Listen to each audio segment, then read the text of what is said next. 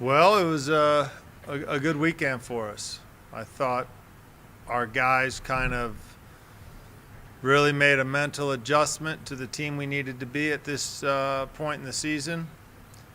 And it was Friday. I don't know what to say. I mean, Friday's win over UNLV was something I'd never encountered in, I don't know, 20 some years of coaching. 11-0. And, I mean, you enjoy it. You also feel bad for your opponent and a fellow coach. And I really don't know what to make of the game. It was we couldn't miss. We were very, very good. Their reaction wasn't the best, but it was a decent team, and it just everything clicked, and it was probably pretty enjoyable as a fan. I think as a coach, you enjoyed the first couple goals, and after that, you kind of were just looking forward for the game to be over. I think that's how I felt at halftime. I don't know, was it 5 or 6-0 at halftime, and you're ready for the game to be over. There weren't too many pluses at that point, but good game. Kind of set us up for Sunday's match, which was the one we were really excited for against Bakersfield. Bakersfield, top 20, top 30 team, a very good team with some special players, and we were well prepared for that game. And I think that's what I was most proud of over the course of the weekend was our performance on Sunday. We had a great 2-0 win over a very good team, and it was a really complete game. I think we allowed one shot on goal. Could have been 3 or 4-0, and it was, like I said, a total team performance. And I felt our reaction coming off of the previous 2 weekends was very good in terms of we kind of identified who we are as a team. I thought we were much tougher, a little more direct, more unified. It was everything we were looking for in a response from our team. So it was a great weekend. Moving forward, we have a very challenging travel weekend ahead of us. We play San Jose State in San Jose Friday night, and then Seattle University in Seattle on Sunday. So some challenges in terms of venues, in terms of opponents, but I think challenges are good for our team, and it's how we phrase them and how we present the matches to our team, because it's guys that want they want competition, and I think they'll have that coming ahead. But it's a good group, and we're healthy. Guys are on the same page, and it's where you want to be at this point in the season. I guess to see kind of where we are as a conference, these are good teams without a lot of the respect that I think they deserve. I mean, we were 9th in the RPI last week. We have 2 very good wins this week, and we drop a point. So that's kind of where we are right now. We have 3 conference matches remaining, a conference tournament, and regardless of results, I think it'll be very difficult, if not impossible, to move up in the RPI. So, we just need to have the approach that we take care of our business one game at a time and see where things go. But really doesn't do us any good looking in advance of our next game. You guys have any questions?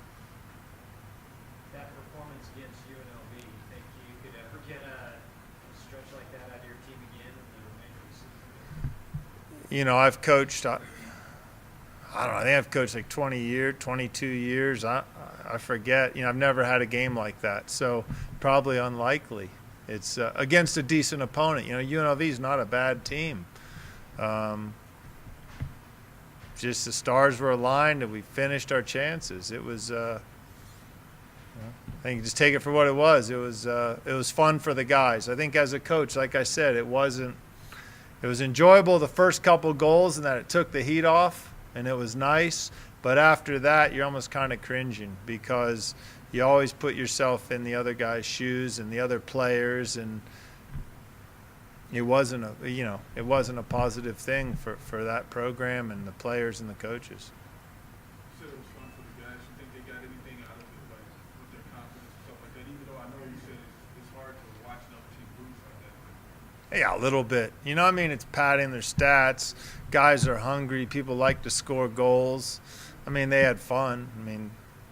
Who wouldn't? But that's from a player's perspective, not a coach's.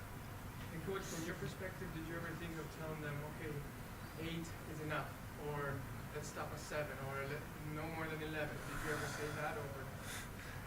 With my kids play. There's like a mercy rule. I don't know what it is, but you can't. These guys are pretty highly trained players. We're training them to win. We're training them to score goals, not to have mercy. And they're warriors. They're going to punish teams. And we played everybody.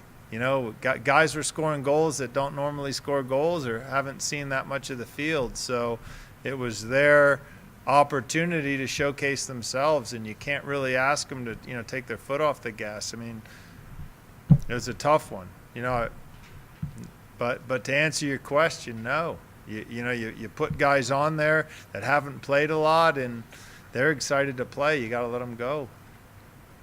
Yeah. Can you talk about your attack, how balanced it is, how it's developed to be such a balanced attack? Balanced is funny because there's a lot of good players, and I think each of them wishes it wasn't balanced. They want to score all the goals. They're hungry. It's a good group, and on Sunday, the right back scored a goal, and the center midfielder just scored our second goal. So as good as our attack is, as good as that kind of attacking four is, they didn't put it in the net on Sunday, and it was 2 other guys. So, that's a good sign as well, good and bad, because they should have scored some goals. It's just a mentality that we have right now, and I think we've focused on probably defending first right now. And I think at this point in the season, that's where we have to be. I thought early on we gave our opponents probably some openings by playing, I wouldn't say more offensively, but we probably wanted to possess the ball. We tried to play through teams more and instead of beating them physically. And I think right now we've kind of identified what we're best at, and it's to play in the other team's half. It's to be combative. It's to win the battles, mentally disciplined. Those are the things at this point in the season that are going to carry you far. I was looking at the conference statistics, and some of the things that I was really happy with was we have the fewest amount of fouls, the fewest amount of yellow cards, things that show mental discipline, that show unity, and that's what's going to help you go far in the season, not just scoring goals or winning games. So that was good to see that. And if you don't allow teams to score, you're not going to lose. You're not necessarily going to win, but that's who we have to be right now. We're going to create our chances. Like I said, we're healthy right now, and we just got to have a presence about us that we're going to get shutouts, that we're going to deny scoring chances, and keep a game at a time approach, because as soon as we start looking forward, I think we can get in trouble. So, I'm excited about where we are and the challenges ahead. Coach, you need one more win to 150. Has that crossed your mind, or have you heard anything about that? What are your 150 what? 150 wins. Here or anywhere? Career. No, more than that. Here? Yeah. Yeah. I think I've won like 1,000 games. No, I don't know. I that's the first I've heard of it. It's, I just feel real fortunate to be here and work with the guys, and it doesn't. Haven't really thought about it. Coach, toward the tournament, are you planning to make any changes? We're in an interesting situation. The guys, our starting keeper, Victor Rodriguez, has to sit out the first game of the NCAA tournament.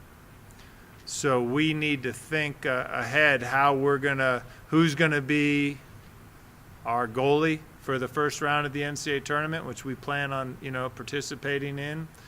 And yeah, we'll have to make some decisions in how we play these next 3 to 6 games. But I'm real confident in all 3 of our goalkeepers, and you know, we have a lot of depth. So I think we'll give some guys a little bit of a run here down the stretch to prepare them for the postseason. All right, thanks, Coach. Thanks.